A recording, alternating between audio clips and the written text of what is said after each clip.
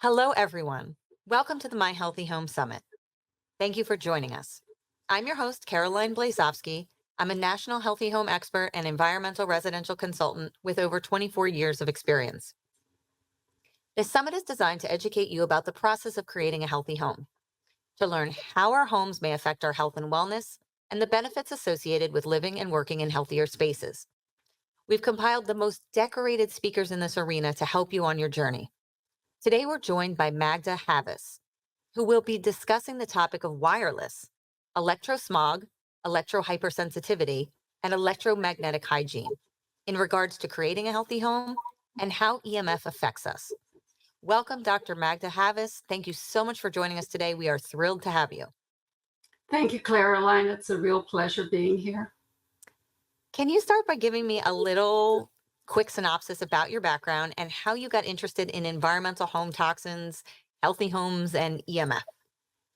Well, I'm an environmental toxicologist, and I've been looking at the effects of pollution, whether it's in the home or outside the home, for about 25 years. I did a lot of research on acid rain, for example, and some of the respiratory problems caused by some of the air pollutants.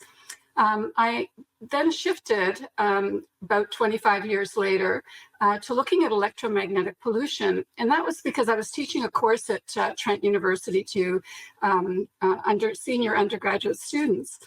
And I always like to add new information. So we talk about mercury and asbestos and, a lot of that kind of thing. And this was back in the 1970s, early 80s. And when I went to the literature, I felt that it was very complex and very confusing, and the experts hadn't figured out what was going on yet. So I left it for a while. And then one day, my husband was visiting his brother in Wales, who's an electrical engineer, and they were walking near a nuclear power plant, and there was a high voltage transmission line coming from the power plant. And my brother-in-law, who is a bit of a genius and everything that goes along with that, he pulled out a fluorescent tube from under his jacket and held it up under the power lines. And it turned out that the tube lit up. So my husband came home and told me about this, and I was really excited. So we were living on a farm at the time, and I went down the road, held up a fluorescent tube from under my kitchen cabinets, and held it up, and it lit up. And that really intrigued me. And so what I decided to do is really go into it very carefully. And I contacted a physics professor, a colleague and neighbor of mine, and told him what had just happened and asked him if he could explain to me what was going on. And he did. And then I said, could this cause cancer? Because the key concern at the time was childhood leukemia for children who live near power lines. And his answer was really what got me onto this area. And his answer was absolutely not. And I said, how do you know that? And he said, well, it's not ionizing radiation. Only ionizing radiation can cause cancer. This is too weak, has such a low frequency, it can't break chemical bonds.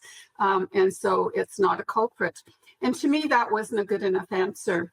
And so I did a deep dive in the literature, and it took me about 3 years to figure out what I thought was happening, to try to understand what was happening. My background wasn't in electromagnetics, it was in toxicology. So I had part of the expertise, and I had to develop the other part in order to understand what was going on.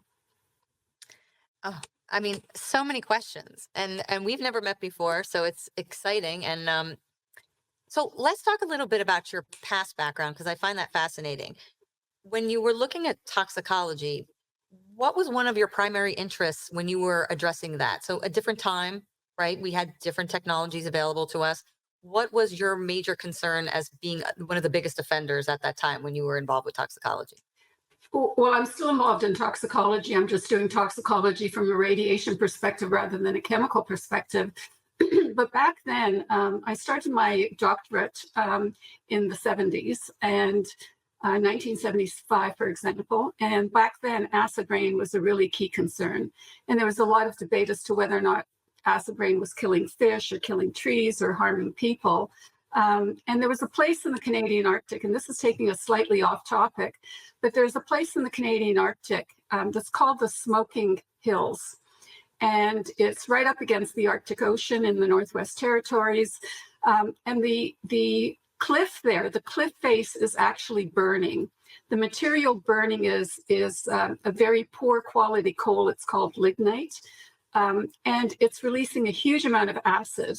And so we went up to the Canadian Arctic and we studied it for about 5 years. Every summer we went up and studied it and looked at how the vegetation and species were adapting to the acid conditions. This is one of the most acidic places on planet Earth, along with some Japanese volcanic lakes that are also extremely acidic. It was so acidic that if you had a plastic bag, if you had any paper and it was moistened by the fumigation coming over, and it was constantly blowing over the tundra, the plastic bag, so the paper bag would eventually decompose from acid burns. One of our technicians used the water in one of the ponds to brush her teeth, and the pH of the pond was about 3, which is extremely low. 7 is neutral. And she lost the enamel on her teeth. So, I mean, we're talking about just grossly acidic conditions with a lot of metal contamination. And so what we were studying was the adaptation to these extreme conditions to try to predict what would happen if we continued acidifying the environment, and how certain species were actually able to adapt and survive in an incredibly toxic environment. And of course, there are health issues as well, but I was focused mainly on environmental effects back then.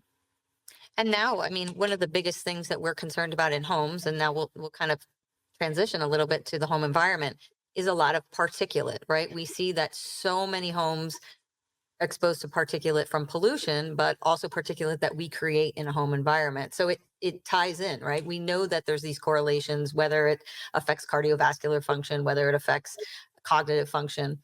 And so I think a lot of people are more familiar with these types of topics, and EMF, this is why you're here, is so new to us. The technology is new and we're being bombarded with it. And so I think it's so important to touch on now this new offender, if you will. Well, actually, I think the technology is actually quite old, in the sense that the first time we had radio, which is a form of wireless that used to be called wireless, it was back in the 1920s when people started getting radios at home and listening to 1 or 2 stations. And then we had television, in the 1950s, and they used wireless radiation. And during World War II, we had radar, which is microwaves. And what's changed and what is new is just who is exposed. In the past, with radar, for example, only the radar operators and those in airplanes would be exposed to the microwaves. And now we have Wi-Fi in schools. We have microwave ovens that used to be called radar ranges until housewives complained that they didn't like that. So they called it the microwave oven. And now we're just bombarded with wireless technology. I mean, some of the people listening to this might actually have a wireless computer, a wireless mouse, a wireless printer in their home. They might have, Alexa or Google. They have cell phones. Like, there are just so many things around us that rely on wireless technology to communicate. And that's what's causing the problem. So now infants are exposed in the home with wireless baby monitors, which is absolutely absurd. So a population that wasn't previously exposed is, and some of those people are becoming quite ill. Can you explain why this RF or EMF is so bad for us, and why is a little okay? Is a lot not okay? Should we have none? What's the range, and why does it affect us so badly? Well, there's been quite a bit of research done on this, within the last 10 to 20 years. We know that it causes physical stress in the body. So your stress proteins and hormones increase dramatically. It causes oxidative stress, and that's the link to cancer. The oxidative stress actually destroys your DNA, and that can contribute to cancer. So while my physics colleague had part of it right, that ionizing radiation does that, he didn't realize that through an indirect mechanism, non-ionizing radiation, which is what we refer to in the rest of the spectrum, does the same thing. So it's becoming very harmful for people. And the effects fall into 3 categories. One is cancer. We knew it contributed to cancer. We now know it can also cause cancer. The second is reproductive problems, particularly males. Sperm, your testicles are extremely sensitive to this radiation, as are your eyes, because they can't regulate. There's no thermal regulation in those two organs. And the third is electromagnetic sensitivity, which consists of a lot of different symptoms, the major ones being difficulty sleeping, chronic fatigue, chronic pain that sometimes moves to different parts of your body, cognitive dysfunction, mood disorders. People have anxiety attacks for no obvious reason. They're depressed. Some have tinnitus. They can't hear things properly. Some have skin irritation. So the list goes on and on and on. So there are a lot of symptoms that are non-specific, but that are exacerbated when you're exposed to this radiation. And even small amounts can harm you. We have guidelines in countries around the world to supposedly to protect us. Those guidelines vary by more than 10,000 orders of magnitude. Like it's absolutely ridiculous. And the guidelines we have in North America are among the worst. So unfortunately, we're suffering because the bodies, the government, federal agencies are simply not protecting us to the degree they should. We have so many people at this conference who have varying levels of knowledge on all these topics of, a healthy home, right? Whether it's building science or technology or environmental triggers. For someone who has very little understanding of any kind of electromagnetic field and how it works. I mean, a lot of people, I think, associate power lines, right? They'll say, oh, there's electromagnetic power lines near my house. You don't want to live near them. There could be something coming off of them that is causing something that would be unhealthy for me. But they never think about their cell phone, or they never think about, like you said, the television or Wi-Fi. So how can we start by explaining it to them in a very simple term about the different types of radiation, and are they all equal? Is a cell phone different than your television or RF or radio frequency? Can you put that into like really simple terms for people who have no understanding? Sure. When I talk about this topic, and I've taught it in universities, for quite a few years now, and I do a lot of lectures, mostly to medical and healthcare providers, because they're not as familiar with it. They didn't learn about it. And when people come to them and explain their symptoms, they're, often scratch their head and they can't figure out what's going on. And sometimes even when they do, blood tests and urine tests and try to figure out what's going on, nothing seems to be totally abnormal that would lead them in that direction. So it's really important that we educate the providers who are trying to help people who have developed this sensitivity. The pollution, and I call it, it's a form of pollution. I call it electrosmog. A lot of people do as well. It falls into 4 categories. One category are the energy, the fields coming from electricity, the use of electricity. And so power lines, transmission lines, anything you plug into an outlet in your home, whether it's your computer or your electric stove, will give off a high magnetic field. So we're exposed to low frequency electric and magnetic fields when it comes to our use of electricity. And so if you have a lamp and you plug it, it's plugged into an electrical outlet, that will have an electric field associated with it. And that electric field, the strength of it is the pressure of the energy. As soon as you turn that lamp on, it then also generates a magnetic field. And people can be reacting to both the electric field and the magnetic field. And I make that distinction because in some climates where it's cold, some people use electric blankets. And I used one until my mother said, I don't think that's really healthy for you. I mean, she knew nothing about electrosmog, but boy, mothers are so intuitive. That I had to learn, decades later by studying the literature. So if you have an electric blanket to heat up your bed, if you have it on all night, you're exposed to the electric field and the magnetic field. If you turn the blanket off, but it's still on your bed, you're still exposed to an electric field. So what I advise people to do is if you need one to warm up your bed, warm it up and then unplug it. That's all you have to do. And then you're not exposed to either field. So that's one of the categories. A second category is called dirty electricity. And it's related to our use of electricity. Obviously, it's called dirty electricity. Now, electricity in North America functions at a frequency of 60 cycles per second, or 60 hertz. The rest of the world use 50 cycles per second, but they're close enough. I don't think we can really distinguish the effects of those two. However, dirty electricity is when you have, when the power isn't clean. It normally would have a 60 hertz sine wave like this. And when you have dirty electricity from electronic devices, for example, it goes like this. And those spikes are part of the radio frequency spectrum. And because it's radiation, it's radio frequency radiation, it's radiating from the wall or from any kind of wire that you might have plugged in. And a lot of electronic devices, a lot of what's it called, power-friendly devices are actually generating dirty electricity. So your computer will do it, energy-efficient lights will do it, your smart meter generates dirty electricity. So most of us have a lot of dirty electricity in our homes, and some people are sensitive to that.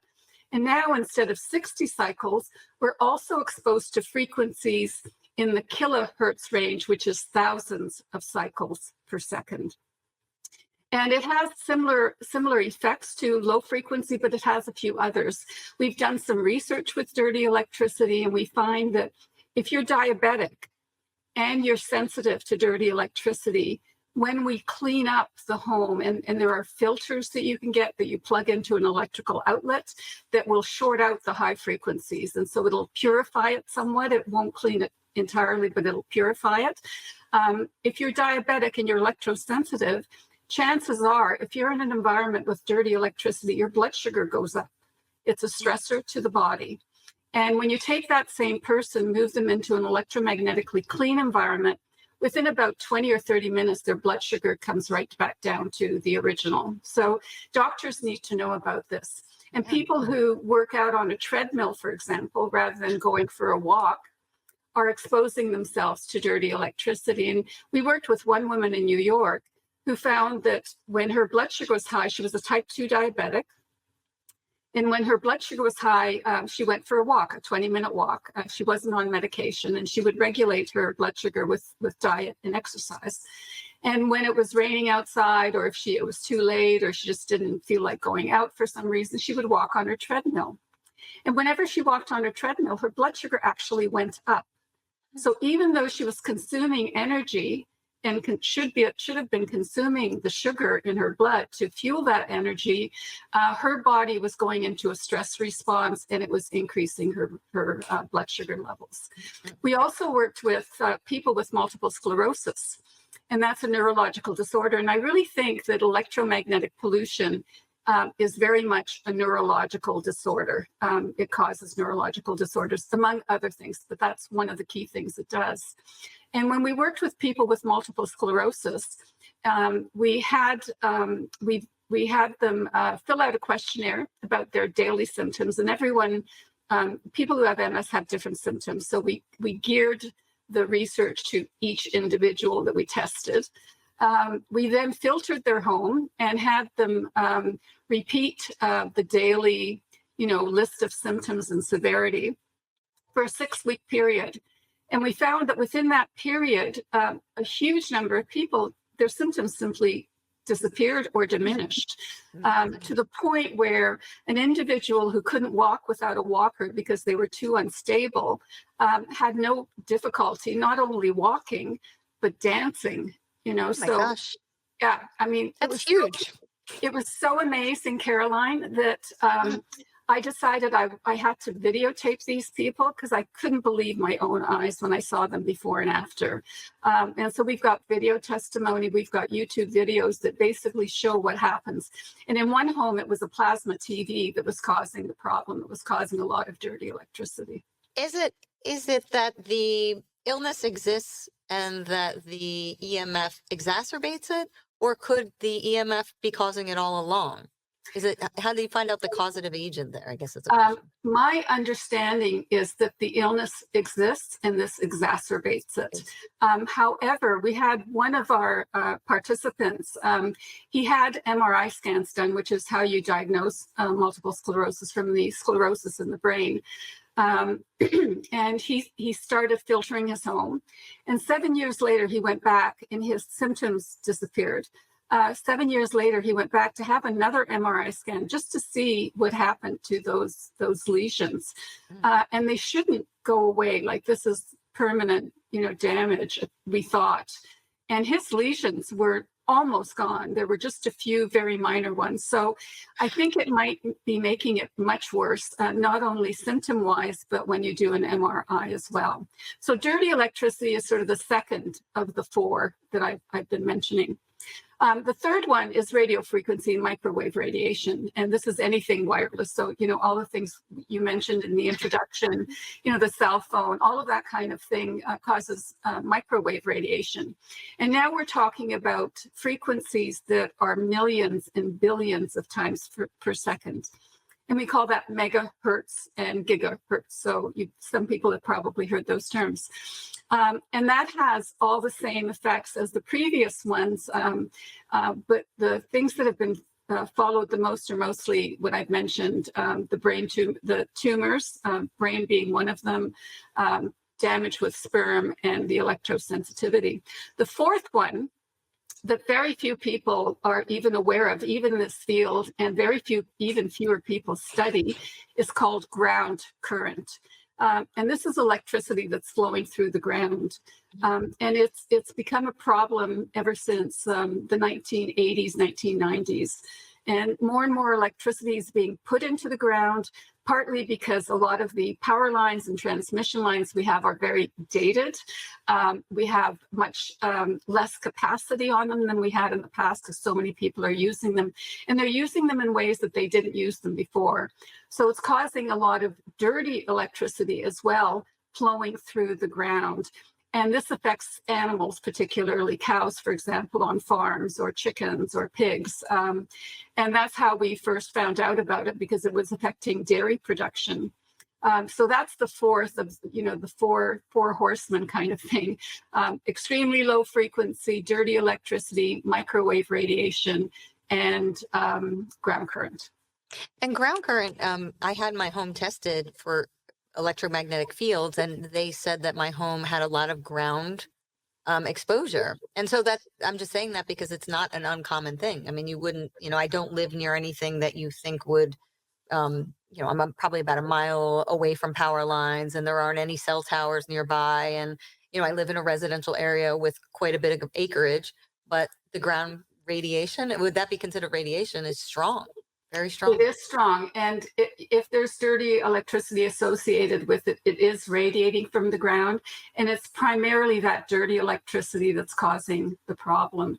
And it's due to multiple grounds. We have so many grounds. And if your neighbor has some sort of ground fault, it could affect you as the electricity gets back to the power line. So, we have to have a circuit for anything. Like when you turn on, when you have a battery to power something, you have to have both ends of the battery connected in order to form a circuit so that you can light the light bulb.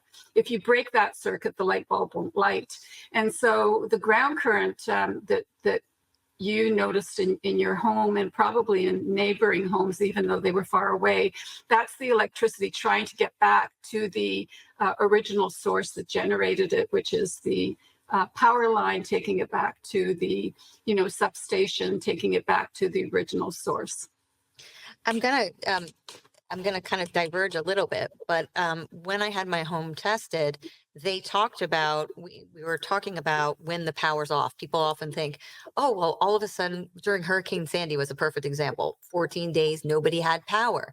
And so people automatically assume that if you had some type of electromagnetic sensitivity, that would go away during that time. And what I was made knowledgeable about, or was talked about, they explained to me that those power lines that connect to the home are always having a frequency through them all the time. So even when the power's off in your home, there's still this I guess, electricity going through that isn't enough to necessarily power the home, but is always there. Is that correct? That it exists constantly? Well, you can take power lines down and the electricity won't be going. So if you take the power lines down, but if you've just lost electricity to your Right. home, then some of the main feeders will still carry that electricity. Yeah. Yeah, that's what I found fascinating because my significant other hears like tinnitus. So he's very sensitive to the fields. And so when the power was off, he would still hear this ringing in his ear. I want to describe it as a ringing, but they explained to us that that's because that energy is not necessarily gone. It's still there. It's just not as high, and he was Right. susceptible to it. Yeah. And if there are cell phones nearby, he could be hearing that as well if they haven't gone down with the power. There are multiple sources, as I say, that could be causing the tinnitus. When we have power outages, most people tell me that they feel so calm in their home. Like it's almost like, Oh, they can meditate. Like it's almost like there's a pressure that's off them. And I think those people are able to, not realizing it, they're able to sense the exposure because they feel the difference when it's not there. well, that's why I wanted you here is that I think, I mean, my personal philosophy is that we're all affected by this. It's not, some people may be, I guess, the canary in the coal mine, but I think if you actually go into a silent room in your home and listen, there's this background frequency that we hear all the time now that is, oh, I've noticed over, I'd say the last 10 years has gotten extremely stronger. It's just, it's not, we don't have a silence anymore. There's something other than, and can you kind of explain that? Is that something that I'm just imagining, or is that something that could be legitimately there from electromagnetic field? Oh, it's something that could be legitimately there, definitely. But there's so many things that we're changing in our world. There's no darkness at night anymore. You can't see the stars. You've, as you say, you've got this noise. Some people can hear a hum or a buzz almost all the time, which must be incredibly irritating. People who experience these symptoms very severely have become disabled by them. They can't live in their home if there's a smart meter that's been attached to their home, or if they live in a multi-unit dwelling like a condominium or apartment building or row housing. They're getting the radiation from their neighbors. So there's, they can minimize their own generation of this by doing certain things, but then they're exposed to what's outside. Small cell 5G antennas are coming everywhere. The frequencies that they're using haven't been tested for long-term health effects. In places where the antennas have been erected, there's a new frequency that they're introducing with the small cell 5G antennas, and that's called millimeter waves. So that's part of the microwave spectrum. And in studies where people, had these antennas placed near their homes, they're suffering from so many symptoms. Many of them have to move. They simply cannot tolerate living in their own homes.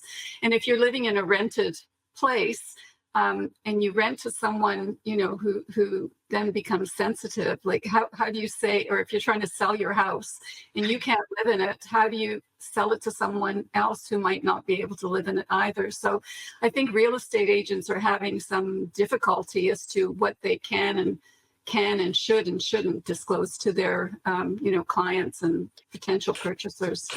As an environmental consultant, I go into a home and there's so many things in homes now that just cause so many problems. It's almost overwhelming, right? We look at VOCs, we look at molds, we look at dander, dust, silica dust, construction materials, building products, arsenic, lead. How does someone know if they're experiencing something from an EMF field versus one of these other toxins? How does somebody go about diagnosing it and even figuring out that could be contributing to the problem? Well, it's quite easy to measure. They've developed meters that are relatively inexpensive. There's a meter called the Safe and Sound Classic. It's about $200 American. It's just a very small meter that you can carry around with you. And when you turn it on, it gives you a color code, like from green to red, as to how high or low your levels are. It also gives you a sound, so it converts the radiation into a sound. And if you can hear the sound, you can figure out what's causing it, because a Wi-Fi router has a different sound than a cell phone, than a smart meter. So you can actually identify the source based on the sound. And as you get closer to the source, the levels will go up and it'll turn from a green to a, flashing red kind of thing. So you can measure it. And that's what I recommend to most people, because there's no way that I would know whether I'm exposed unless my meter's on.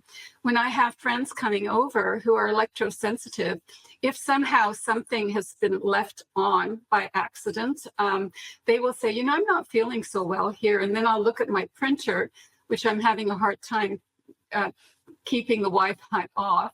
It comes on every time I turn it on. And mind of its own.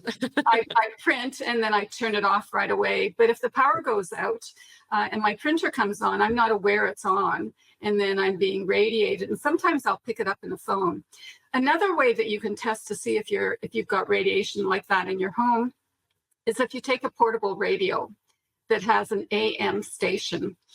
This radiation interferes with AM transmission. So, when you have your radio on an AM station and you drive under a high voltage transmission line, you'll hear static. Static, yeah. And so you take your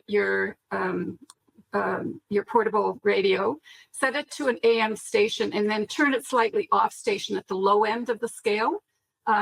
And walk around. And when that starts buzzing, there's interference, and chances are you're getting closer to a source.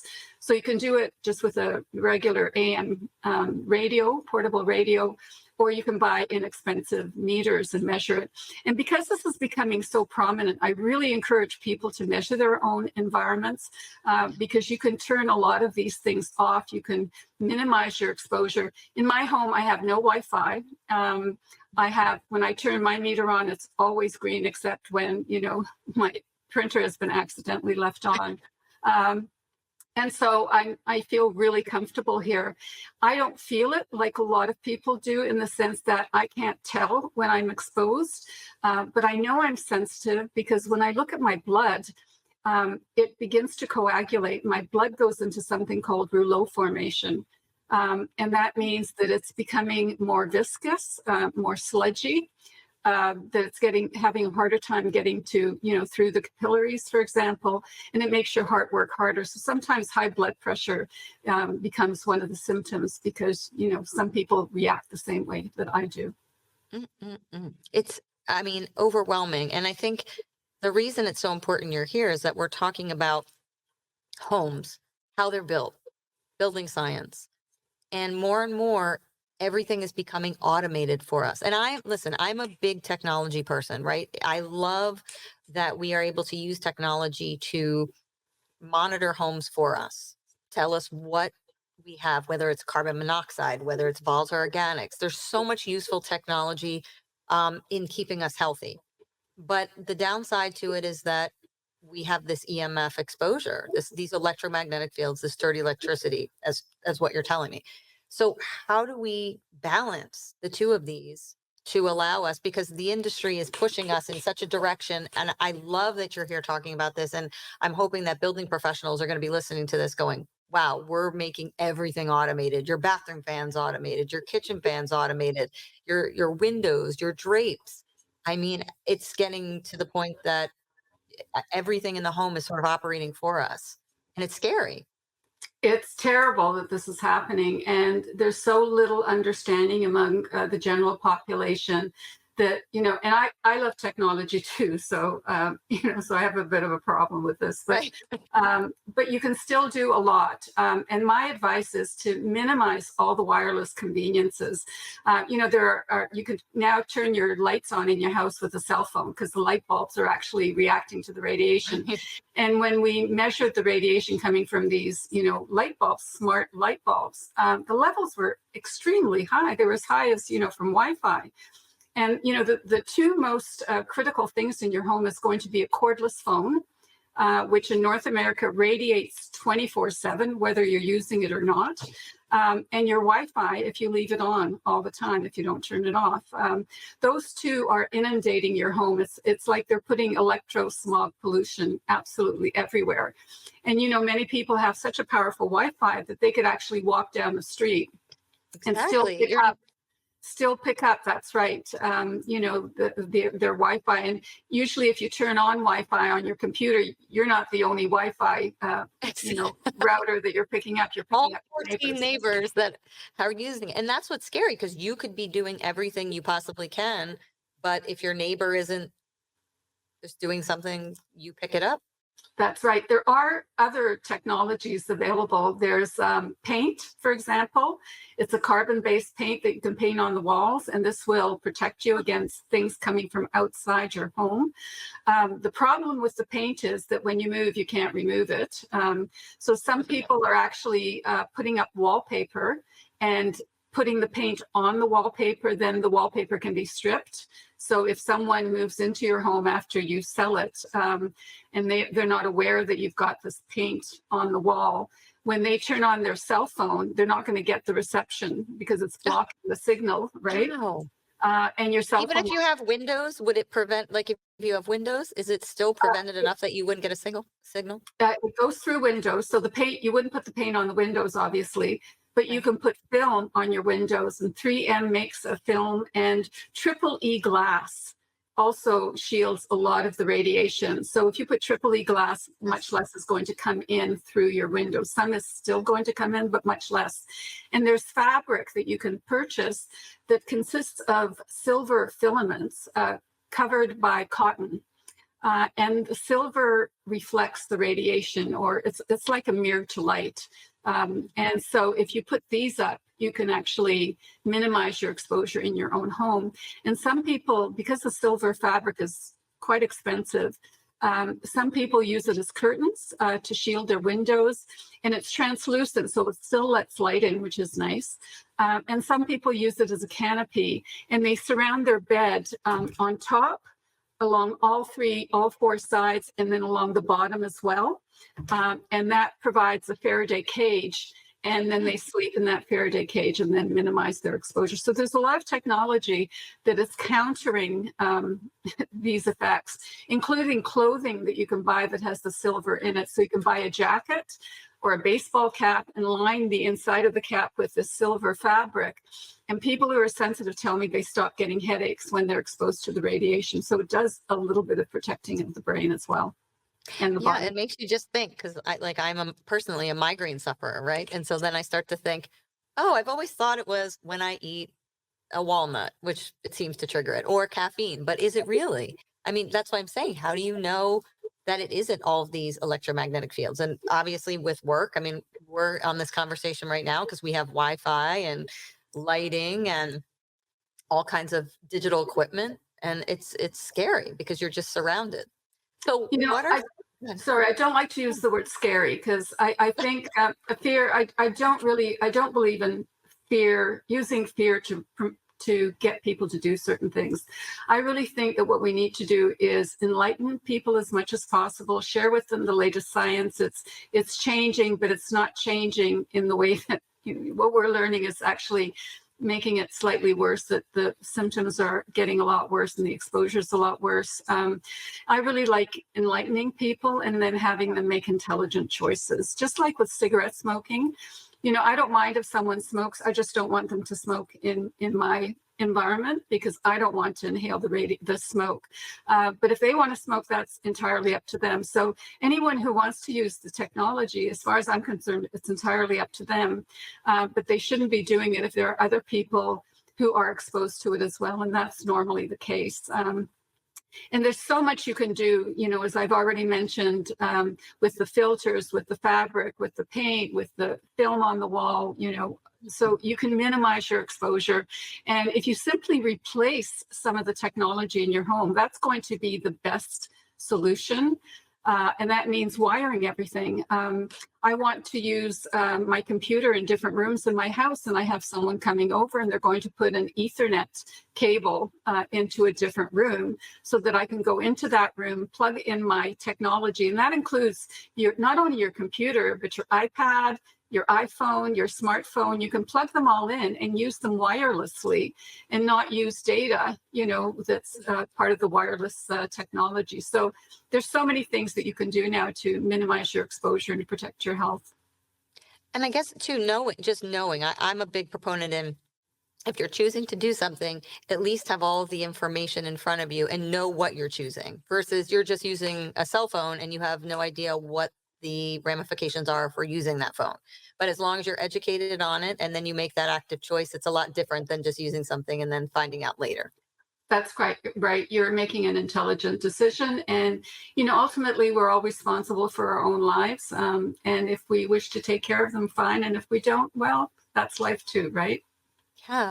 So this topic's so amazing to me. I'm going to do a little fast round that we incorporate with all of our speakers, and it sort of brings out some really interesting conversation. So, in your personal home, what is your favorite room in your home?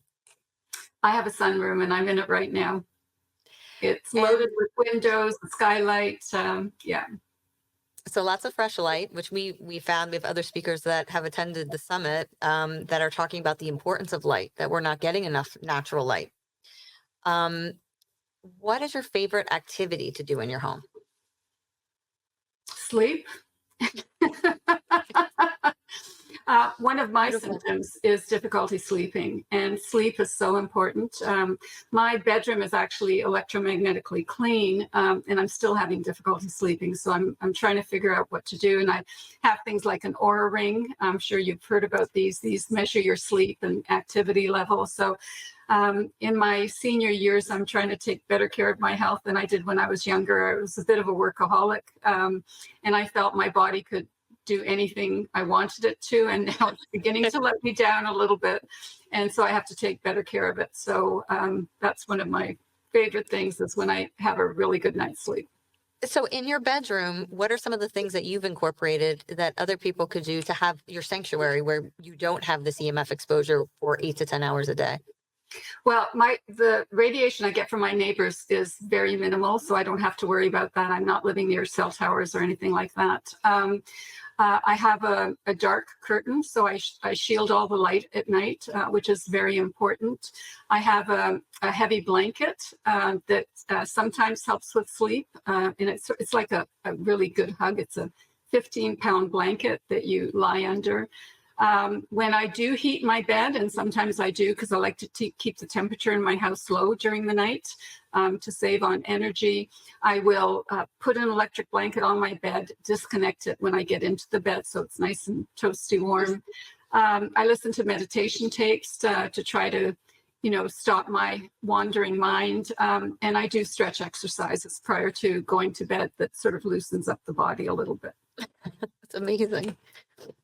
Um, so I guess one of the biggest takeaways I like when people see our summit, they hear you speak and they say, what can I do immediately? Something that's not going to cost them a lot of money, that they can have the biggest impact in their home. What is something you'd recommend for them in this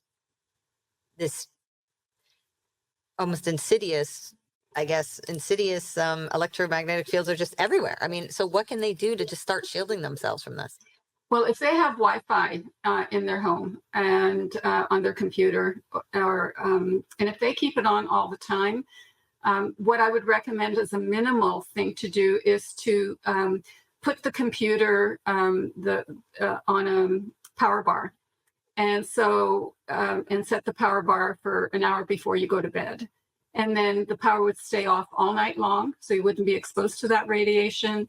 And then it can come on automatically in the morning when you're ready to start working if you happen to work from home on your computer. And the same thing goes for a cell phone. I do have a cell phone. I keep it in airplane mode with both Wi-Fi and Bluetooth turned off almost all the time. When I travel, that's the only time I would turn it on, when I need to make a phone call or if I'm expecting a call. But otherwise, it's just never on. And if people did that, they would really, reduce their exposure in the It's so home. hard now because, like in our, I run a business, right? And they've eliminated landline phones. I'm in New Jersey. We do not have any copper wiring or access to landlines anymore. So even for offices, we're forced to use wireless But devices. but you can plug your cell phone in to your computer.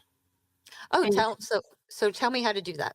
okay, there's a group called the Electrosensitive Society, And the website there is www.electrosensitivesociety.com. And on there, they have a huge amount of information on what you can do to minimize your exposure. And they have a video on there that shows you exactly how to connect your iPad, your iPhone, to your computer, use it wirelessly, and so turn the Wi-Fi, Bluetooth, everything off, connect it by a wire to the computer. And if the computer is connected by a wire to the router through Ethernet, then you're minimizing your exposure incredibly. You are so knowledgeable on this topic. I mean, it's mind-opening to me because I know like such a little bit, and so that's why I was excited to talk to you. And I think a lot of our audience is not going to be familiar with this either. I think we know it in just a very vague term, and you know it so in depth. And so where can they find out more information about you? Where can they find out more information about this topic in general? I mean, you gave that one example. Are there any other scientific websites where they can learn about the actual health implications of all of this? There are now a huge number of really good websites where they can go to. And what I would recommend, first of all, the Electrosensitive Society is a really good one. Microwavenews.com is a really good one as well. And if you go to that particular site, they have a place where they list all the different organizations around the globe, government, non-government, that provide information. And there's a huge amount of really, really good information on that website as well. I have a website that's www.magdahavas.com, so my first and last name. If they want information about older technology, then there's the website called zoriglacier.com. And that has a huge amount of information. I've done a number of educational videos, YouTube videos. So if they go to my YouTube channel, and it's just youtube.com/Magda Havas, they will see those videos. And at the end of most of those videos, I provide information of where they can go to get more information.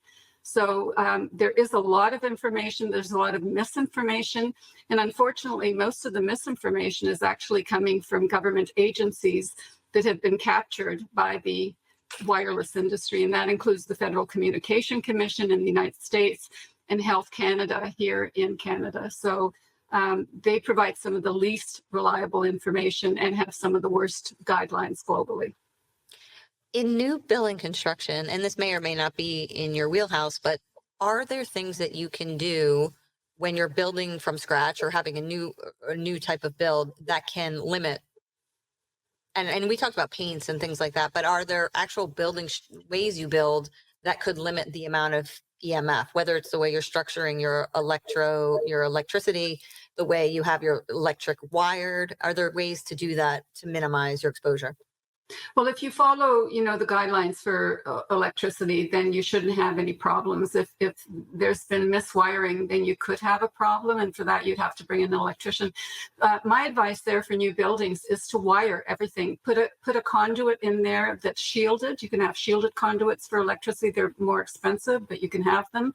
And just put conduits in for all of the upcoming and future technology that's coming, because eventually we are going to smarten up and we are going to turn the clock back and minimize a lot of this wireless exposure. My sort of words I say is if it's not mobile, it doesn't need to be wireless. So the only thing in your home that needs to be wireless is your cell phone, because you walk around with it. It's not necessarily connected, but even that doesn't need to be wireless if you're in your home. But if you're traveling, obviously it does. So putting conduits everywhere, I think, is a really good move, because ultimately so many people are going to get sick. And we've done this. We've learned, in the past, we have smoke-free environments. We need wireless-free environments. We've controlled for lead. We don't put it in gasoline or paint anymore because it causes neurological problems, particularly in young people. So we've gotten rid of that. In homes and in a lot of other things, we've gotten rid of the asbestos. So, it might take decades before we recognize how harmful these things are, but we do learn eventually, and then we make the environment safer for the next generation. So all we have to do is learn from the experts. You don't have to read the original scientific studies. Learn from the experts at some of these websites that you'll find, and do what they say and see if it makes a difference in your life. And chances are you'll be able to live without all the conveniences. It'll cause you to move a bit more, which is also healthy. Which is good. How about inspectors, people who come in and inspect for electromagnetic fields? Do you recommend any organizations that have, obviously, I'm an environmental residential consultant, but I don't do EMF. So who focuses on this type of analysis or investigation in your home? One of the largest groups is called the Building Biology Institute, and they function all over the globe now. They're doing a great job. Many of them are doing a great job. Unfortunately, not all of them. I don't think, and that happens with anything that you learn. There are people who really know their job and do it properly. So I wouldn't sort of recommend an individual necessarily, because they'd have to be in your community, but I would go to them first and find out, what they charge, what they're willing to do, and ask them if they look at dirty electricity, microwave radiation, and the frequencies coming from, electrical appliances and ground current. Most of them won't do the ground current. Some of them don't do the dirty electricity. So you can get part of the problem resolved if you contact the building biologists. Well, what a beautiful presentation on such a vast topic. And because there's so much, I mean, I'm overwhelmed, right? So I can imagine people who have never even heard this information, how they respond. But you are such a wealth of knowledge. And I thank you so much for being with us. I appreciate everything. My pleasure. It's been a real pleasure talking with you.